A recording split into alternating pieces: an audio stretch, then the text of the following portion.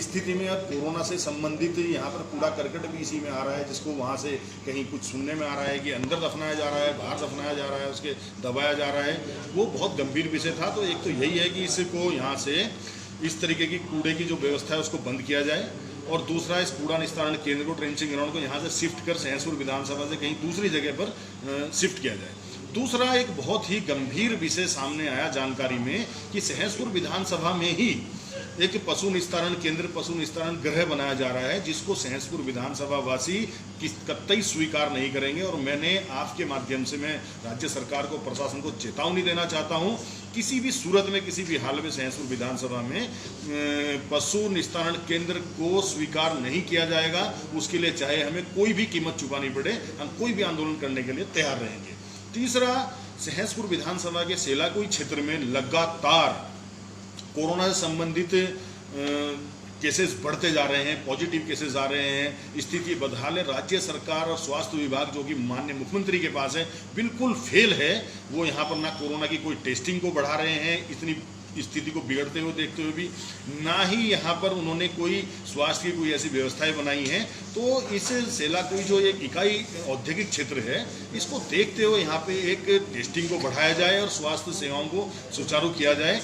और इन सारे ही कारणों को लेकर अब पूरे सहसपुर विधानसभा क्षेत्र की जनता के मन में एक बड़ा आक्रोश है क्षेत्रीय विधायक को लेकर। क्षेत्रीय विधायक की नाकामी और क्षेत्रीय विधायक की बिल्कुल नाकारा कारनामों को देखते हुए आज यह कॉन्फ्रेंस हमें करनी पड़ी है। और सहसपुर की जनता और हम किसी सूरत में, किसी हाल में भी इसको स्वीकार नहीं करेंगे। और राज्य सरकार से, प्रशासन से मेरा यही निवेदन है कि वह पशु निस्तारण केंद्र को यहाँ लगाने के बारे में सोचे भी नहीं, अन्यथा उसके परिणाम भयानक होंगे। सहसपुर विधायक को निष्क्रिय और नकारा कहा, सहसपुर विधानसभा को मैंने निष्क्रिय नहीं कहा, इसलिए कहा, इसमें कोई शक नहीं है। सहसपुर विधायक, जैसे लोग कहते हैं नसीब से जीतता आ रहा है, तो नसीब का छीका बार बार नहीं टूटने वाला है। और उनको अपने प्रदेश अध्यक्ष को ध्यान देना चाहिए उनकी बात पर। उनके प्रदेश अध्यक्ष ने बोला है कि मोदी जी के नाम पर अब विधायक जीतने वाले नहीं है, मोदी जी के नाम पर अब विधायक को मोदी जी के नाम के भरोसे न रहे। तो इससे बड़ा और नकारापन क्या होगा?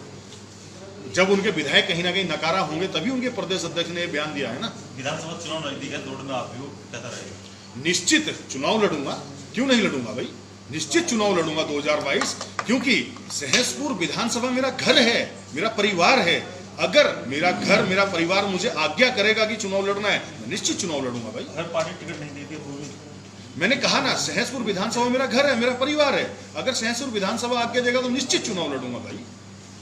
ये आपने पहले भी ट्रेचिंग ग्राउंड के लिए धरना प्रदर्शन आपके द्वारा कई दिन तक लगातार चालू रहा, बीच में आप उसे अधूरा छोड़ गए, वो क्या कारण रहा कि साहब आपने बीच में छोड़? देखिए, अगर आप मीडिया के इतने सीनियर साथी इस तरीके के सवाल करेंगे कि मैं उसको बीच में छोड़ के गया, तो ये वाकई में सहसपुर विधानसभा की कहीं ना कहीं जो बुरे हाल है उसमें मैं आपकी भी हिस्सेदारी मानूंगा। साथियों, जब मेरे द्वारा आंदोलन किया गया, उस आंदोलन को कतई बीच में नहीं छोड़ा गया, हमने लास्ट तक वो लड़ाई लड़ी। और कुछ लोगों द्वारा, क्षेत्रीय विधायक सहदेव पुंडीर द्वारा षड्यंत्र किया गया, अपने अपने टिकट पक्के करे गए, और लोगों द्वारा षड्यंत्र किया गया, लेकिन हम पीछे नहीं हटे। हम उस दिन हटे जिस दिन हमने संविधान के दायरे में आया, हटना पड़ेगा। जब यह आया कि सहसपुर आचार संहिता लग गई है, हमने तब जाकर मजबूरन उसको हमने हटे। और हटने के बाद फिर यह हुआ कि फिर से सहदेव पुंडीर विधायक बन गए और भारतीय जनता पार्टी की सरकार बनी।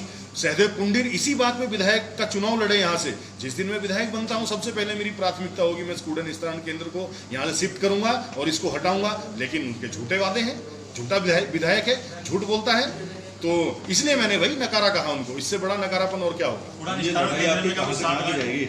इस लड़ाई को आप कहाँ से कहाँ तक लेके जाने के मूड में हैं? देखिए, इस लड़ाई को अंत तक हम लेके जाएंगे। जब तक यह कूड़ा निस्तारण केंद्र हट नहीं जाता, तब तक हम इसका विरोध करते रहेंगे। और जब तक हम रुकेंगे नहीं, तब तक हम इसको हटाकर नहीं कूड़ा निस्तारण केंद्र